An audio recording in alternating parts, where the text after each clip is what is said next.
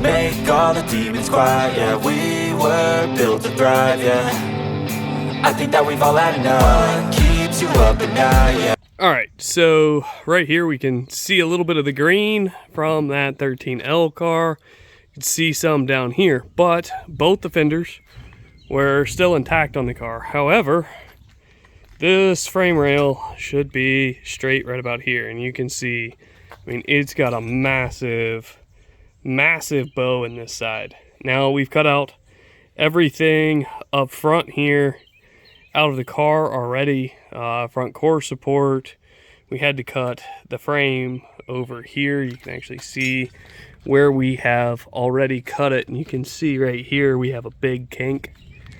Exactly how we're going to repair it from here, as far as the frame goes, I don't know. But we're going to start taking a look at tubing this in order to fix it, because we're kind of limited on options.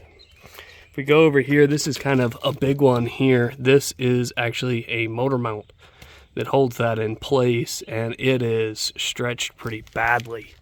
So if you take a look at the frame, we can see a bend here that we have. Now this upper section is okay, but we may have to do something with that just because of our lower damage. And if we take a look right in here, yep. So you can see that that has separated from the firewall and been bent. So we have frame damage on this side as far back as the firewall. The ECUs for these cars are super rare, hard to find, and expensive and difficult to get around because they're anti-theft ECUs. And conveniently, a really rare, hard to find ECU is, well, post. So it actually mounts in between the transmission and the front frame rail. Now, when we take a look at the transmission, this was the transmission leak that we saw when we first wrecked the car that we thought we had a broken case for. We don't. Do have a little bit of damage here, and this sensor, don't know what it is, but that's clearly foobarred. So stay tuned. We'll keep working on it and see what our solutions are. All right, we've got the old 2.0 and transmission out of the Neon, and this will give you some kind of idea on how bad the damage is. We can obviously still see this frame rail's bent. It's not as bad as the rest of it. This one is really, really bad, really, really out there. Let's look at this front suspension over here. That is just straight up hewed. And you can see the bottom of our shock mount is rotated completely. And so we've got a shot shock here. We've got a shot tie rod end. And what we're planning on doing is cutting the frame right here at this seam to weld into it to create our new one. But we had to get the motor out in order to be able to get to everything and get it all clean. So we'll check back in on this in a little bit. One of the big challenges is this is our left side motor mount. It's going to be getting that in the right spot again when we go back with this.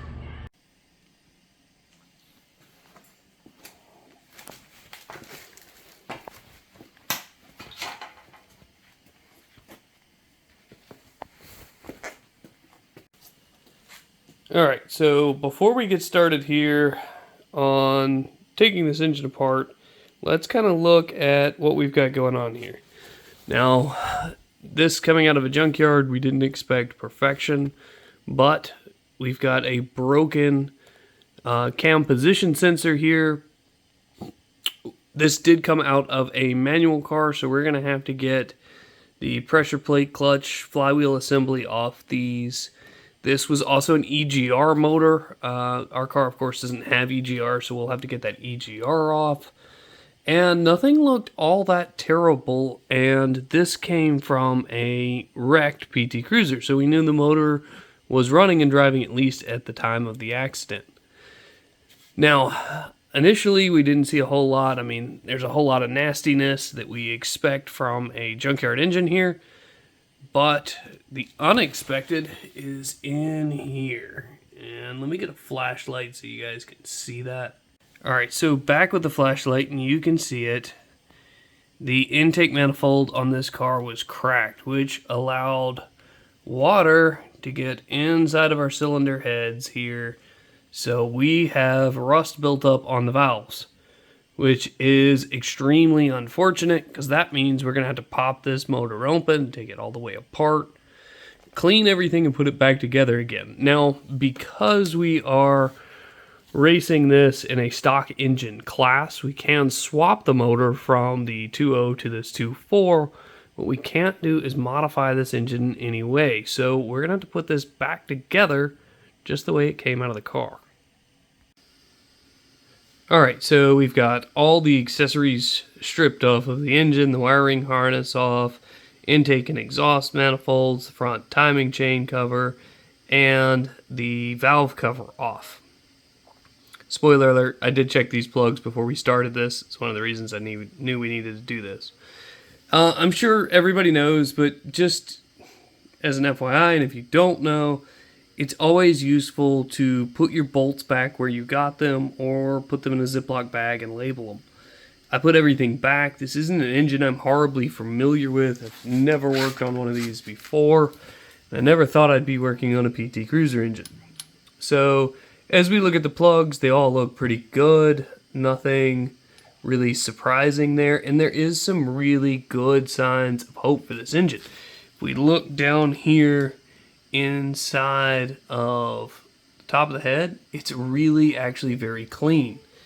The PCV valve was brand new. All the gaskets were in good shape. None of the bolts were overly tight, but nothing was really loose. Really, taking this thing apart, it looked really quite good. She looks pretty good up top, and our timing belt here, which is one of those things that I would expect to be horrible, really doesn't look to be in very bad shape here. So there's a lot of signs for hope in this engine, but, and we knew this was going to be the case, with this spark plug looking the way that it does, that tells me that this was the cylinder that had the valve open, because if you start drawing water into the intake, there's guaranteed to be at least one valve open. Well, we know it was this one, and this is our cylinder that has water in it. So we're going to keep breaking this motor down. I'll check in with you guys along the way, and we can see what we see on this build. Alright, so we're here with our engine. We haven't tried to turn it yet, but have a feeling that at least this piston's stuck. We clearly have some damage here. So before we get started on this, we're going to try a product that I have had recommended to us for this. It is Metal Rescue. And what we're going to do is we're going to pour it into these cylinders, and we're going to let it soak in and see what it'll do for this rust on for us. Alright, so we've filled up this cylinder. Now, we had an interesting phenomenon here. Fill up this cylinder, water pump pours out the product that we put in it.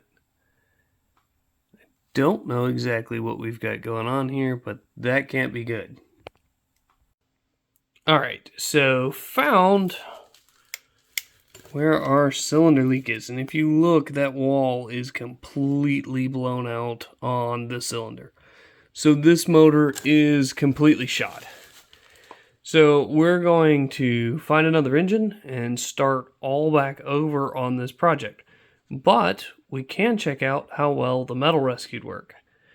So this is about 36 hours later. You can see this is kind of oily and black. So let's get that out of there and let's look at the walls of the cylinder. Alright, so we've got all the Metal Rescue drained out of this. And if you look at these cylinder walls, they look absolutely fantastic. Now, I didn't fill it all the way up because I realized my problem early on, but this did an excellent job at cleaning up those cylinder walls. And if we've got to pop the head on the other motor, this will certainly be something that I do there just to be sure those cylinder walls are nice and clean if they're not this spotless inside of that engine. Alright, so since our PT engine is 100% dead, we got this as a replacement. This is a 06 Sebring 2.4 liter. Now we have no idea what kind of shape this motor is in, so we're going to find out. First things we're going to do is drain the oil, pull the spark plugs, and run a compression test on it.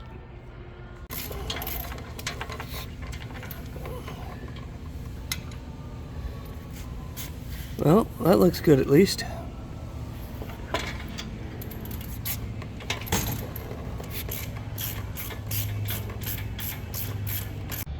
Alright, so update on where we are. This is the Sebring engine.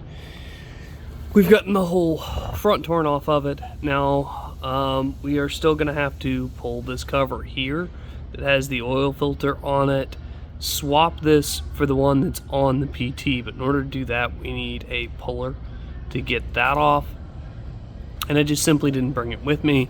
But other than that, this motor is broken pretty much all the way down to where we need it to be.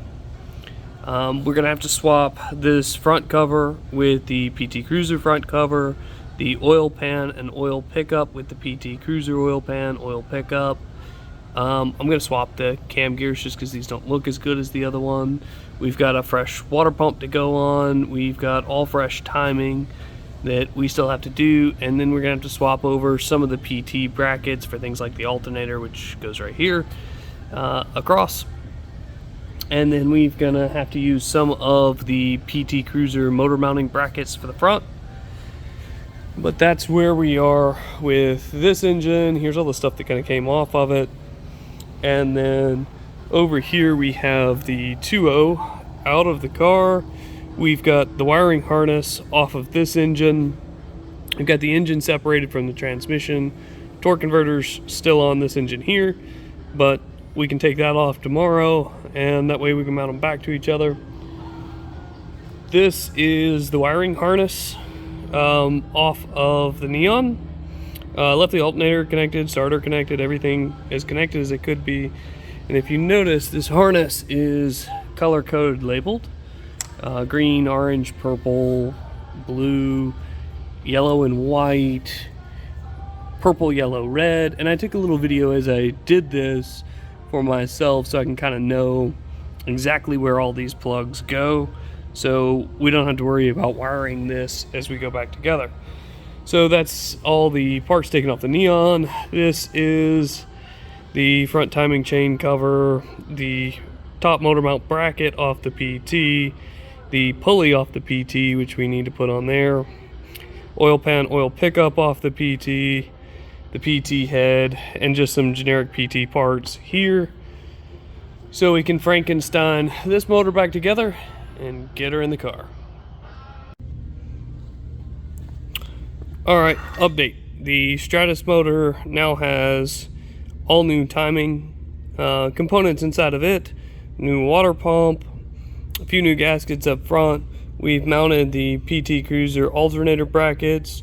We have PT Cruiser timing chain cover. I know a lot of guys leave timing chain covers off their street engines. That's fine. I'm still not a giant fan. It's too easy for something to get caught in there. But if you're running this on dirt, you need to be sure you put covers over that, because everything's going to get dirty. We have the PT Cruiser front mounting bracket on, and then up here, this is actually the 2.0 mount off the 2.0 single overhead cam engine that came out of the car. Back here in the back, we've gone ahead and put the torque converter on and tightened it. By the way, there's 4 possibilities on where to mount this. Only one of them works. And what I did was just keep rotating it until I found the correct placement for that. But that is on, that is done. So we got to put our oil pump or our oil pan back on, and then we're ready to mount the transmission to this, put the exhaust on, and slide it into the car. But I can assure you it's not going to be as easy as it sounds. But let's get back to it. Alright, so with the engine back in the car, we thought the hard part was over, but that just wasn't the case. We had some more engine work to do in order to make all the electronics work inside the engine. Then we started fabbing up our new front end, and we made this from scratch. We put in radiator supports, front bumper supports, and tried to build it back roughly where it was, but you'll notice she's a little bit wider in the front now, and we've got some protection for our tires up there, as well as some protection for that front end and some frame reinforcements that run back to the back firewall to support our now weakened frame. We got everything back together, put all back in, and we were able to get ready to go racing again in about a month and a half's time period here, and she's all ready to go to Talladega Short Track, and that video will be coming out shortly. Thanks for checking us out today on Tack and Track.